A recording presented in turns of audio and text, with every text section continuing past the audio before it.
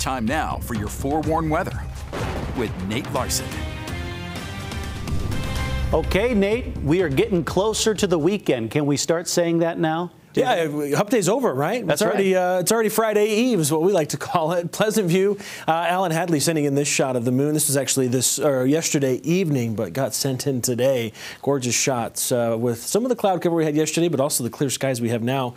Head outside, check out the moon. We're also nearing the end of the Perseids meteor showers, so also get out and see a few meteors if you get away from the city lights. Showed you some of the Black Desert Sky Cam, the time lapse, showing a little bit of the cloud cover and the shower activity off looking towards the east.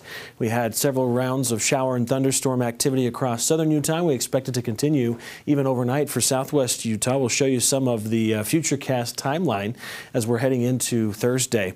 Temperatures 74 right now in Salt Lake City. That's down from 92. We had about an average day across much of the state. We're expecting a bit of a repeat tomorrow as far as temperatures go. South flow still in place, but also with that south flow, the ridge of high pressure to the southeast of us with a low pressure system moving into the Pacific Northwest. It's setting us up again to see more heavy rains, monsoonal shower and thunderstorm activity across the state, with it surging northward tomorrow afternoon and evening. In preparation of additional shower and thunderstorm activity, and we had some rains already today, there is a flood watch that goes into effect at midnight. So here in the next hour through Thursday evening for the areas you see shaded in green, expecting again more heavy rains, could have excessive runoff, flash flooding.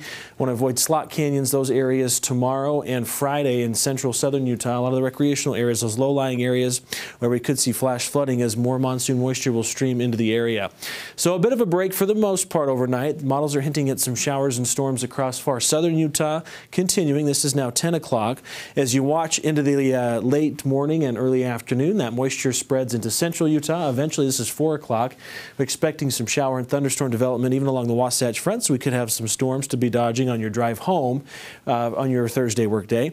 Otherwise, we're going to continue to see moisture linger in the area through at least Friday, so we're going to keep a threat of moisture. Latest model runs are keeping the best chance of storms east, essentially, of I-15 along the Utah mountain spine. And in eastern Utah, could have some slightly stronger storms on Friday across eastern Utah as well, due to the front that's going to be moving through. But it's also going to dry us out as it starts to push inland into Saturday, and we should see less of a threat of moisture across the state as that storm system pushes in. So ahead of the front, we are going to see an increase in winds. We've got an increase in fire danger. There's fire weather watches that are into effect on Friday. Wind gusts up to 45 miles per hour with low relative humidity on top of the warm temperatures. Wildfires that start are going to spread very quickly. We had some breezy winds today, expecting them to stay breezy tomorrow. Rain accumulation, it'll be hit and miss wherever those storms really pop up. We do have that risk of flooding, but most areas should see measurable rain at some point over the next couple of days. Scattered storms expected in St. George on Thursday, 93 for the high. Windy on Friday and Saturday with a slight chance, at least for lower Washington County, lingering into Friday with quieter conditions this weekend. Temperatures below average. We bounce back to normal highs right near the century mark Tuesday, Wednesday. Now in northern Utah, temperatures in the low 90s again tomorrow, so similar to what we saw today. Winds pick up on Friday. We have an isolated storm chance tomorrow in the late afternoon and evening. Scattered storm potential on Friday, but decreasing into the afternoon. And then we'll hang on to a small chance over the weekend. That front moving in Saturday into Sunday. It's mainly a dry front, so we're going to see a drop in temperatures. In fact, it's got a big impact on temperatures. We'll be about 76 for the high on Sunday. It'll feel more like fall over the weekend with a rebound to near average highs and sunshine towards the middle of next week. So looking forward to some 70s for highs. It's been a minute. It's been a while, for sure. It's starting Almost to feel fall weather. like football season. Almost. That's right.